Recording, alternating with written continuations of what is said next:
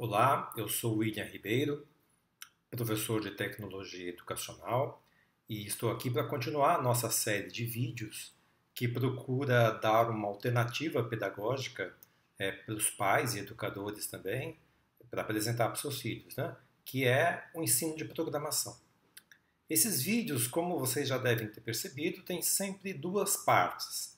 Na primeira, eu faço uma abordagem um pouco mais teórica, uma justificativa teórica e pedagógica do ensino de programação, e a segunda parte mais prática, onde a gente coloca a mão na massa e começa a programar propriamente dita, de forma propriamente dita.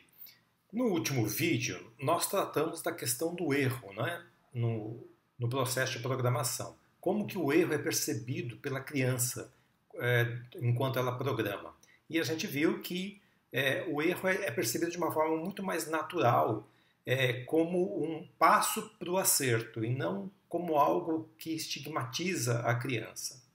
Hoje nós vamos conversar sobre um conceito muito próximo à questão da programação, que é o conceito de inteligência artificial e inteligência coletiva. A inteligência artificial acontece quando um ser humano, usando uma linguagem de programação, produz um programa que vai ensinar a máquina ou qualquer dispositivo artificial a ter um comportamento parecido com um comportamento inteligente. Por exemplo, quando a gente ensina, usando o Scratch, ensina o computador a jogar o jogo do Pong, a interagir com o ser humano de modo que o ser humano tem a impressão de que ele está jogando um jogo como a gente acabou de citar, que é o jogo do Pong. E essa é uma das maravilhas do Scratch, porque ele permite que uma criança programe um computador de forma inteligente. Ou seja, ele permite que uma criança produza inteligência artificial. E para falar de inteligência coletiva, eu gostaria de citar um filósofo que nasceu na Tunísia em 1956, chamado Pierre Levy. Ele escreveu um livro, aliás, estou com um livro aqui, ele escreveu um livro chamado A Inteligência Coletiva. E eu gostaria de citar uma parte desse livro para explicar o conceito de inteligência coletiva do Pierre Levy. Então ele diz: a inteligência coletiva é uma inteligência distribuída por toda parte, incessantemente valorizada, coordenada em tempo real, que resulta em uma mobilização efetiva das competências. Então, falando sobre esse conceito, o que ele está dizendo? E é importante a gente lembrar que o Pierre Levy ele escreveu esse livro em 1994, ou seja, não existia nessa época os smartphones como a gente conhece hoje, com os aplicativos, com os milhares de aplicativos que tem por aí, né? E se a gente for pensar, os aplicativos que existem nos smartphones atuais na verdade, uma expressão dessa inteligência que, segundo Pierre Levy, estava distribuída por toda parte, incessantemente valorizada, coordenada em tempo real, que resulta em uma mobilização efetiva das competências. Num outro trecho, Pierre Levy diz que ninguém sabe tudo, todos sabem alguma coisa. Todo saber está na humanidade. Então, de uma certa forma, o Pierre Levy vai nos lembrar que a inteligência hoje, nossa, não é uma inteligência mais individual. A nossa inteligência está conectada com a inteligência coletiva, com a inteligência da humanidade. E isso potencializa a nossa inteligência de uma forma extraordinária, né? Se a gente for lembrar que, sei lá, 20 anos atrás, se você quisesse ir para um endereço, ir para a casa de uma pessoa que você não conhecia o endereço, você tinha que pegar um guia, né? Não sei se vocês ainda são do tempo do guia, que era um livro grossão, assim, que você tinha que achar um endereço daquele lugar que você queria ir e tentar traçar uma rota, era um sufoco. Hoje você entra num aplicativo chamado Waze, por exemplo, não é o único, né? Você coloca o endereço lá e ele te leva. Ou seja, os aplicativos, os smartphones, nos potencializaram a nossa mente. Hoje a gente tem, se a gente for considerar todos os aplicativos, o uso de todos os aplicativos possíveis, nós somos super gênios, nós somos capazes de chegar em qualquer lugar do mundo, nós somos capazes de nos comunicar com um chinês sem nunca ter estudado chinês, a gente entra no Google, entra no aplicativo de tradução e assim, as milhares de possibilidades que existem. Então, essa inteligência coletiva é exatamente, e isso é exatamente aquilo que o Pierre Levy chamou de inteligência coletiva. Ou seja, ninguém sabe tudo, cada um sabe uma parte, e quando você, quando você disponibiliza aquele conhecimento que você tem, você torna a humanidade mais sábia, mais inteligente. E isso é feito, essa disponibilização do conhecimento, essa socialização do conhecimento, é feito em grande medida através da programação. Os aplicativos são feitos baseados em linguagens de programação. Ou seja, teve alguém ou uma equipe de programadores que se sentou e, usando alguma linguagem de programação, às vezes mais de uma, fizeram vários programas que são capazes de fazer diversas coisas, contribuindo assim com o aumento da inteligência coletiva, com a potencialização da inteligência coletiva. Inclusive, o Pierre Levy, nesse livro mesmo, ele tem uma citação muito interessante, que ele diz o seguinte: se você cometer a fraqueza de pensar que alguém é ignorante, procure em que contexto o que essa pessoa sabe é ouro. Muito interessante isso. Ele diz que ninguém é totalmente ignorante, ninguém é ignorante, todo mundo tem algum saber. E a socialização desse saber potencializa o todo, né? E isso é algo que eu gostaria muito de associar aqui com a linguagem da programação, com o ensino da linguagem da programação.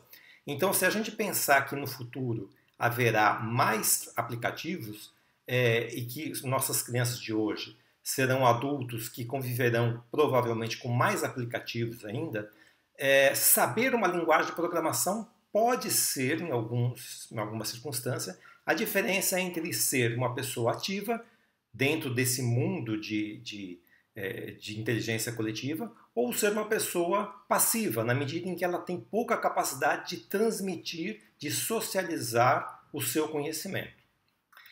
E para ilustrar esta fala do Pierre Levy, que diz que ninguém sabe tudo e todos sabem uma parte, eu gostaria de exemplificar com um projeto que o Facebook fez, chamado Favela App, que é o seguinte: eles fizeram um concurso em várias favelas de São Paulo para premiar os melhores aplicativos feitos pelas comunidades, pelos jovens lá das comunidades. E foram dadas algumas aulas de programação para esses jovens, né? E com essas aulas eles fizeram lá, cada um fez um aplicativo interessante. O aplicativo vencedor foi um aplicativo que permitia que as pessoas, que os moradores da comunidade soubessem das especialidades médicas disponíveis na rede gratuita de saúde, né? Então, o aplicativo se chama Saúde na Comunidade. E aí, para citar na fala da própria autora, né, numa das garotas que fez esse código, que fez esse aplicativo, ela diz o seguinte: o Saúde na Comunidade nasceu para ajudar a nossa comunidade. Queríamos algo importante. As pessoas costumam ir sempre ao mesmo posto, que pode estar cheio. Levantamos todas as especialidades disponíveis em cada um dos postos e unidades de saúde para facilitar a vida das pessoas aqui, exatamente no que elas precisam. Essa menina se chama, na verdade é um menino, esse menino se chama Bruno Correia, que é um dos desenvolvedores do aplicativo que venceu. Então isso serve para ilustrar o que o Pierre Levy disse. O saber não é exclusividade de ninguém, ele está partilhado em todos. E todo mundo pode fazer parte desta grande comunidade mundial da inteligência coletiva. E isso pode ser potencializado através de uma linguagem de programação. Não é a única forma, é evidente, mas é uma forma bastante poderosa de nos tornar mais inteligentes.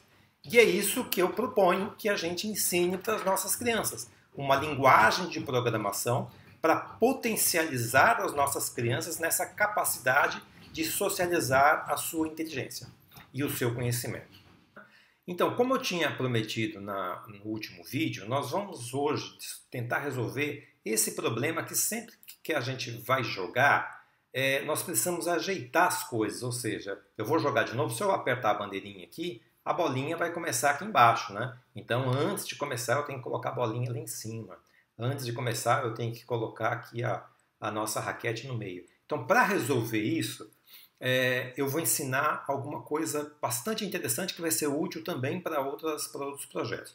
Bom, para a gente entender bem esse conceito, nós vamos precisar mudar o cenário. Então eu vou vir aqui no palco, vou clicar aqui em cenários, depois eu vou colocar um cenário novo, e esse cenário se chama XY Grid, acho que é isso o nome.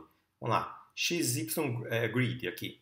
Então, você clica lá nesse palco e aqui, eu vou aumentar aqui para vocês enxergarem melhor.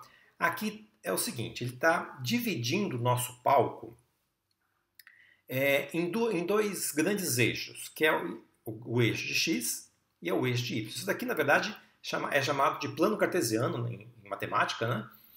E é aplicado aqui na nossa linguagem de programação. Então, o nosso palco também é dividido pelo eixo de Y e pelo eixo de X. O ponto de encontro de X e Y é o ponto 0, 0. Então, nesse ponto aqui, o X vale 0 e o Y vale 0. E na medida em que você vai indo para a direita no eixo de X, é como se você estivesse dividindo essa linha em milhares ou centenas de pontos, né? Então, o último ponto de X é esse ponto aqui, que é o ponto 240, né? E o X, na medida em que ele vai indo para a esquerda, ele vai diminuindo. Então, aqui, por exemplo, é o ponto menos 100 de X. Aqui é o ponto menos 200 de X. E o último ponto do X é menos 240. O Y é a mesma coisa, ele começa com 0 e vai, na medida que sobe, ele vai aumentando. Então, por exemplo, aqui o Y é 100 e o último ponto do Y é 180. Da mesma forma, aqui não está muito claro, mas é a mesma coisa. Aqui, na verdade, tem um ator aqui em cima que está atrapalhando aqui, mas é fácil de entender. O Y, na medida que ele vai descendo, ele vai se tornando negativo. Então, aqui é o ponto menos Y, menos 100 de Y, e o último ponto do Y é o ponto menos 180. Com esses dois eixos, você consegue localizar qualquer ponto no plano. Então, por exemplo, esse ponto aqui, ó, nós sabemos que esse ponto aqui é o ponto equivalente ao 100 para x e 100 para y. Então, esse ponto aqui é o ponto 100, 100. 100x, 100y. Esse outro ponto aqui, o y vale menos 100. Então, esse ponto aqui é o x menos 100 e o y 100. Esse outro ponto aqui embaixo é menos 100 para x e também menos 100 para y. E assim por diante. Então, qualquer ponto do plano pode ser reconhecido com essa combinação da coordenada x e da coordenada y. Vamos voltar aqui para a nossa tela aqui e eu vou mostrar uma coisa bem interessante para vocês. Então, por exemplo, se eu pegar aqui o nosso ator aqui, vamos colocar aqui no código. Então, se eu pegar aqui a bolinha e ir mexendo na tela, vocês vão reparando que aqui na lista de configuração da bolinha está aqui a coordenada x e a coordenada y. Então, ele está dizendo aqui que x, olha o x aqui, ó. O x da bolinha nesse momento, no momento em que ela está aqui, é 19. E o y dela é 119. Se eu colocar a bolinha, por exemplo, aqui, ele vai dizer que o x é menos 85. Está vendo que o x é negativo, está do lado esquerdo aqui do ponto central. E o y é 53. Se eu colocar a bolinha, por exemplo, nesse quadrante aqui, o x vai ser positivo, 85, e o y negativo, menos 75. Mesma coisa no outro quadrante aqui. O x aqui vai ser menos 117 e o y vai ser menos 87. Então, isso torna fácil para a gente colocar a bolinha no ponto inicial que a gente quiser. E o bloco que faz isso é esse bloco de movimento aqui, chamado esse bloco que está aqui, ó, vá para x, vá para y. Então, por exemplo, se eu quero que a minha bolinha comece aqui em cima, eu só preciso saber qual é o x e qual é o y da bolinha. O x é o centro, né? Então o x aqui pode ser... Aqui ele está dizendo 3 porque não está exatamente no centro, mas se eu ajeitar aqui bonitinho vai ficar 0 aqui, né? Porque é o ponto central. Então o x é 0 e o y é 157. Então basta eu escrever aqui x 0, y 157 positivo. Esse vai ser o ponto inicial. É aqui que eu quero que a bolinha comece. Então eu vou colocar esse bloco aqui no início do meu jogo, ou seja, quando a flechinha for acionada, eu quero que ele vá para esse ponto aqui, exatamente esse ponto, ok? Então agora, por exemplo, quando eu for jogar e quando eu apertar a bandeirinha aqui, eu não preciso mais colocar a bolinha lá em cima. Quando eu aperto aqui, a bolinha já começa lá em cima, ok? Mesma coisa a minha raquete. Só que eu vou explicar uma coisa bem interessante também, que é o seguinte, que eu não preciso, na verdade, anotar esses números aqui, porque o Scratch faz isso de uma forma automática. Reparem que aqui eu estou na janela de programação da minha raquete. Então, na medida em que eu mexo com a minha raquete aqui, ele atualiza o número aqui. Tá vendo que esse número aqui, que é menos 24, menos 65, ele veio para esse bloco aqui, já está aqui, ó, menos 24, menos 65. Então, na medida em que eu mexo aqui, ele já atualiza no ponto em que ele está.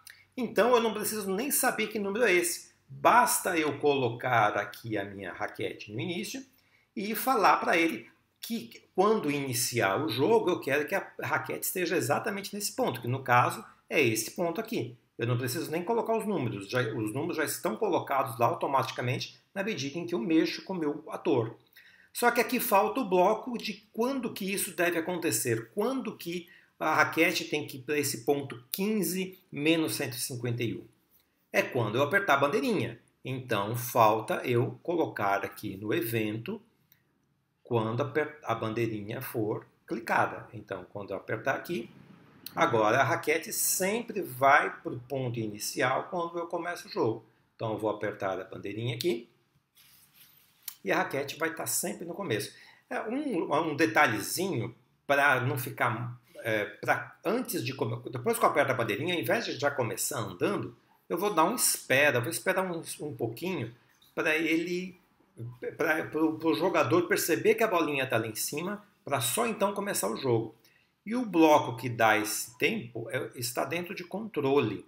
Então eu vou aqui em espere, é o primeiro bloco. Olha lá, vou esperar 1 segundo. Então agora eu vou apertar a bolinha, ele vai esperar... Ah, mas calma, ele tem que esperar depois que ele vai para o ponto inicial e não antes. Então primeiro vai para o ponto inicial e espera, ou seja, fica um pouquinho lá no ponto inicial antes de começar o jogo. Agora eu vou apertar a bandeirinha. Olha lá. Só que assim, eu quero já mudar também o cenário, né? Quando começa o jogo, eu quero ir para o ponto inicial, mudar o cenário para o cenário do jogo, mudar os pontos para 0, porque às vezes o jogo está para já zerar o jogo. Então depois que ele zerar o jogo, mudar o cenário e for para o ponto inicial, aí ele vai esperar 1 segundo.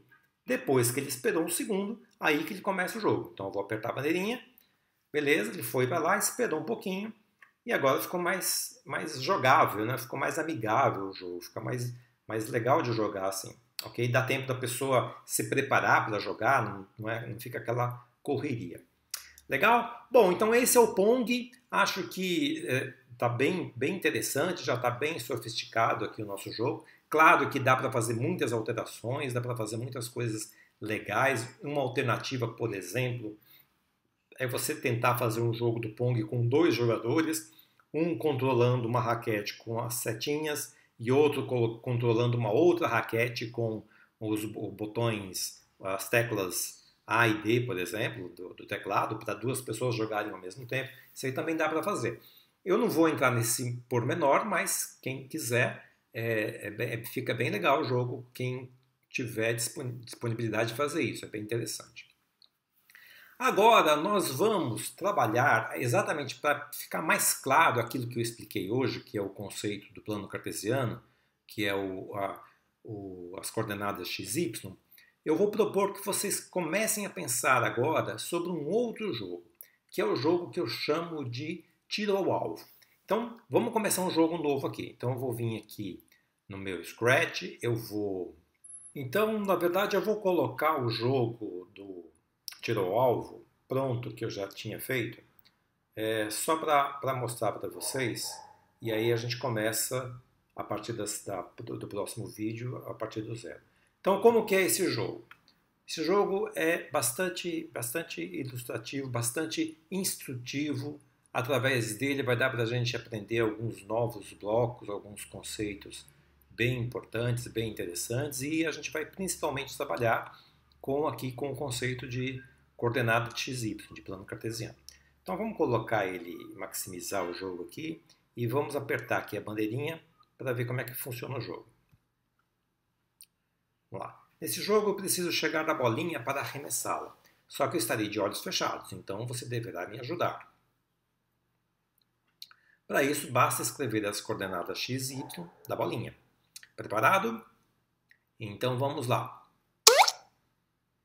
Então vamos lá, o computador jogou a bolinha para um lugar qualquer, o gatinho fechou os olhos e o gatinho está falando assim: escreva um número entre menos 221 e 218 para a coordenada de x. Ou seja, que coordenada de x que você acha que é? Bom, considerando que o centro do jogo é por aqui, o x é por aqui, é 0 e que a bolinha está aqui, eu acho que não deve ser mais do que 40. Vamos colocar 40 aqui para ver se é. Beleza, apertei aqui. Pronto, agora escreva um outro número entre menos 124 e 55 para a coordenada y. Bom, a bolinha também está perto do centro do y, então não deve ser um número muito longe de 0. Só que eu acho que está na parte de baixo, então vai ter que ser um número negativo. Então eu estou chutando, vamos chutar menos 30 aqui. Aí eu vou apertar aqui o Enter. Aí beleza, o gatinho pegou a bolinha e deu um chute na bolinha. Agora a bolinha vai para outro lugar. Vamos errar agora, vamos colocar... Eu sei que a bolinha está no lado esquerdo do x, então eu sei que é negativo, mas para a gente errar, vamos colocar um número positivo, só para ver o que acontece. Então vamos colocar 100 aqui para x e vamos colocar para y, sei lá, 0 mesmo. Vamos ver para onde o gatinho vai. Beleza, ei, não tem nenhuma bolinha aqui. Ou seja, o gatinho vai sempre para a coordenada xy que o usuário deu. Se a bolinha estiver lá, ele acerta, ele ganha um ponto. Olha aqui a pontuação. Se a bolinha não tiver, ele não ganha esse ponto. Ok? Então é esse que vai ser o nosso próximo desafio e a gente vai começar a fazer esse game a partir do próximo vídeo. Ok? Então até mais. Obrigado pela audiência. Não deixem de comentar se vocês acharam alguma coisa interessante. Por favor, não esqueçam do like.